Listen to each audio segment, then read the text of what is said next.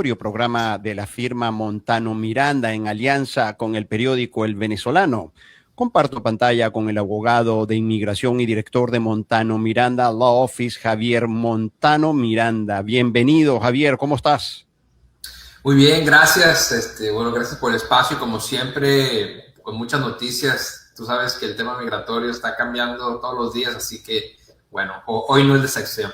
Hoy no es la excepción y justamente a propósito de esos cambios generan, Javier, estos cambios, mucha confusión, incertidumbre y desinformación en, naturalmente, los inmigrantes hispanos que están aquí en Estados Unidos, incluso fuera, porque nos llegan también preguntas desde fuera de Estados Unidos. De manera que te propongo, Javier, que vamos a responder las preguntas frecuentes de seguidores y clientes, que hay muchas, pero vamos a responder hoy un primer grupo. Además, estamos estrenando hoy este programa que es Estatus Migratorio en alianza con el periódico El Venezolano. Así que bueno, un saludo a toda esa audiencia que sigue el grupo editorial El Venezolano. Javier, entonces tenemos esta primera pregunta que hace Nancy Suárez desde aquí, desde Miami, y dice: abogado, si me abordan en la calle, ¿tengo derecho a llamar en ese momento a un abogado o me pueden detener sin la participación de mi representante legal? Por lo que entiendo, Nancy dice que si la abordan y nosotros decimos, bueno, los abogados dicen, tienes derecho a llamar a un abogado, y si el abogado en ese momento no está disponible, eso es en la madrugada. Ella dice, si no aparece mi abogado, igualmente me llevan, dice Nancy, Javier. Sí, correcto. De hecho, lamentablemente, si existe una sospecha razonable para una detención temporal, y después existe una sospecha de que la persona es indocumentada en los Estados Unidos o que ha fallado en mantener su estatus legal en los Estados Unidos, lamentablemente puede ser detenida por tiempo pues, considerable. El hecho de que el abogado intervenga generalmente asiste para el beneficio que uno aplica después de esa detención, pero lamentablemente, sobre todo para personas que tienen permiso de trabajo, de personas que están quizás con un proceso pendiente ante el Departamento de Inmigración que no ha sido adjudicado, y me refiero a una persona que no es residente, no es ciudadano o no tiene una visa, lamentablemente es sujeta a detención.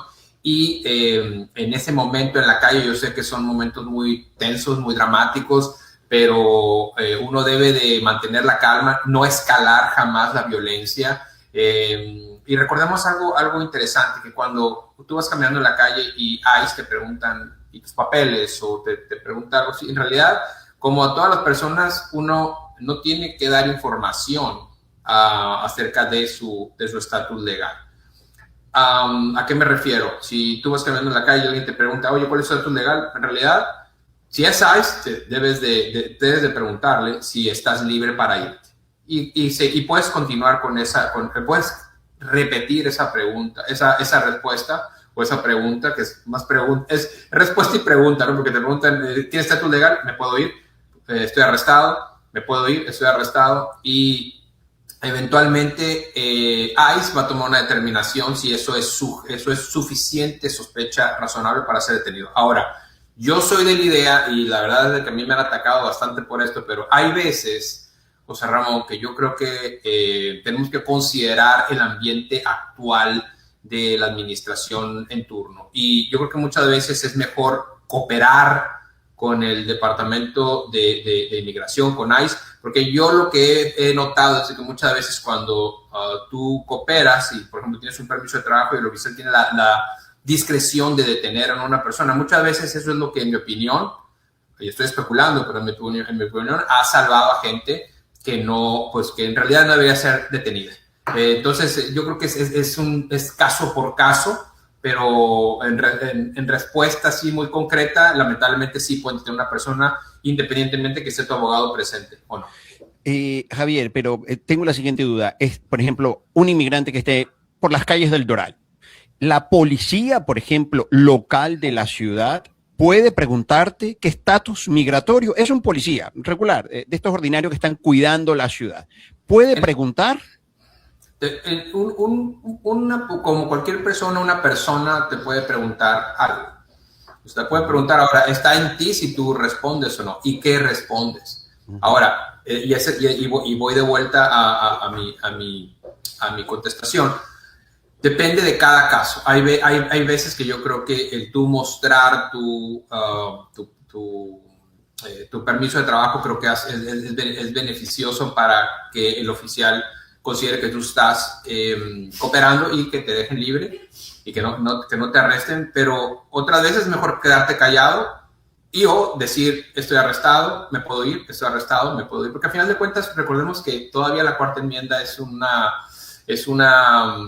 gran arma que tenemos en contra de esas averiguaciones sin fundamento. Entonces la cuarta enmienda nos defiende específicamente para ese tipo de ataques. Yo no la veo de otra forma, pero lamentablemente, y lo digo así con mucha tristeza, estamos viendo que muchas veces la ley no es específicamente lo que impera, sino el desconocimiento y la falta de entrenamiento que tienen muchos de estos oficiales. Estamos viendo oficiales que tenían la idea de que uno podían irrumpir en las casas sin una orden firmada por un juez, y bueno, y eso venía de instrucciones de ICE diciendo que no necesitas una orden firmada por un juez si estás buscando a una persona que no tiene estatus en los Estados Unidos. Entonces, es caso por caso, pero yo siempre le recomiendo a las personas que todas las personas que no son residentes ciudadanos o no tienen una visa de trabajo, consulten su caso con un abogado de inmigración para estar preparados, porque dar un consejo de que si es conveniente o no, creo que es generalizar y tenemos que tomar en cuenta que esto es caso por caso. Y como dice un colega, cada caso es un universo. Y hay veces que creo que es mejor cooperar y hay veces que creo que es mejor quedarte callado y decir, estoy arrestado o me puedo ir.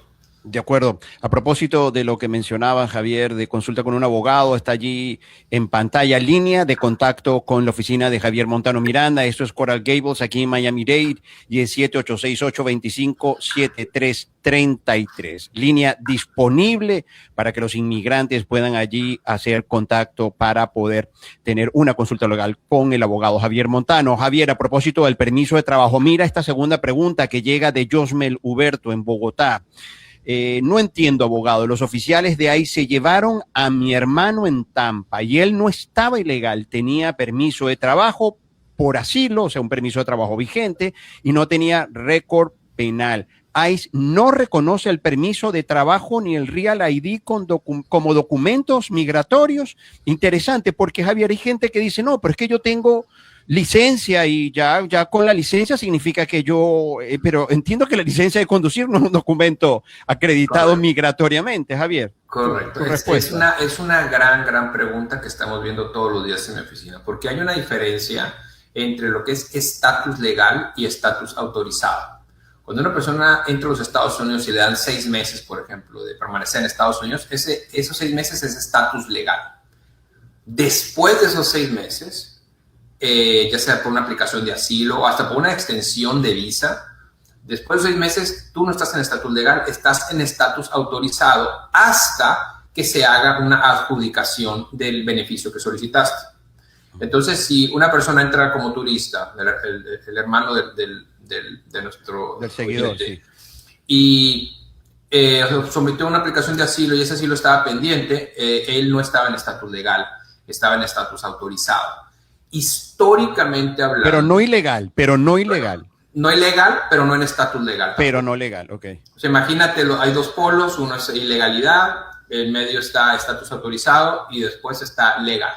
Él estaba en medio, está en un limbo, estaba en un estatus autorizado, no legal, pero tampoco ilegal. Estaba autorizado para permanecer en Estados Unidos hasta que le adjudicaran su asilo.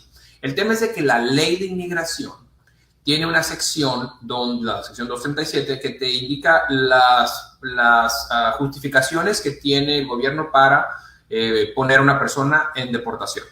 Y una de ellas, de hecho de las primeras, es el fallar en mantener estatus legal. Entonces, esta persona lamentablemente falló en mantener estatus legal, es porque estaba autorizado, pero no estaba en estatus legal.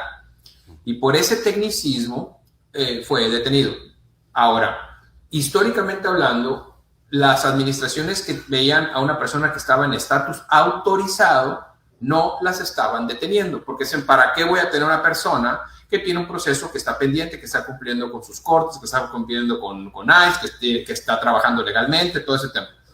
Pero lamentablemente la administración actual tiene la posición de que está aplicando la ley de una manera, pues, en realidad muy estricta, con una tolerancia de cero, de menos 5, yo diría, para detener a personas que pueden ser detenidas. Entonces, lamentablemente, ICE lo puede tener. No es que no respete el permiso de trabajo, lo respeta para el derecho de que la persona pueda trabajar, pero no como un documento que le demuestre al oficial de ICE que esté en estatus legal. Entonces, básicamente, esa persona fue detenida por una tecnicalidad, más que, yo dijera hasta por un capricho, más que por una necesidad de detener a una persona, porque él no tiene una orden de deportación todavía. Espero. Sí. Gracias, Javier, y también gracias a Josmel por su pregunta. Tenemos esta tercera pregunta. Y dice, y es desde el Doral, que mencionábamos, nuestra querida ciudad del Doral, aquí en Miami-Dade, y dice de Marilyn Gutiérrez, abogado, ¿hay que salir fuera de Estados Unidos a un proceso consular solo cuando la persona o el inmigrante pide un ajuste? Y como acumuló presencia ilegal, ¿debe salir? Si no acumuló presencia ilegal, entonces ¿no es obligatorio salir?